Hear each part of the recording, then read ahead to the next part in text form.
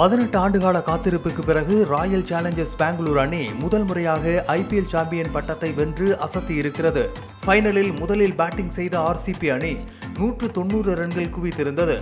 20 முதல் 30 ரன்கள் கம்மியாக அடித்ததாக கூறப்பட்ட நிலையில் பவுலிங்கில் அதனை சரி செய்தது.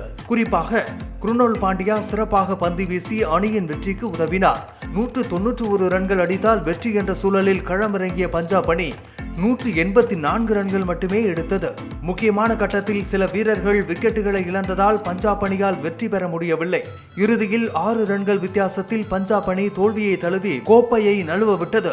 ஆர்சிபி அணி ஐபிஎல் தொடங்கியது முதலே போட்டிகளில் பங்கேற்று வந்தாலும் 10 முறை பிளே ஆஃப் சுற்றுக்கு முன்னேறி இருந்தாலும் அதில் 3 முறை இறுதிப் போட்டி வரை முன்னேறி இருந்தாலும் அந்த அணியால் கோப்பையை வெல்ல முடியவில்லை.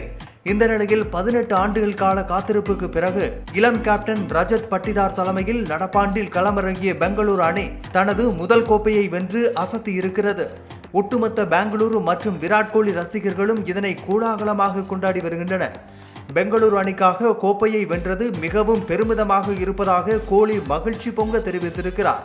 எனது கடைசி ஐபிஎல் போட்டி வரை நான் பெங்களூரு அணிக்காக மட்டுமே விளையாடுவேன் என கண்கள் குளமாகி நீர் வழிய மகிழ்ச்சி மற்றும் பெருமிதம் ஒன்று சேர குறிப்பிட்டார்.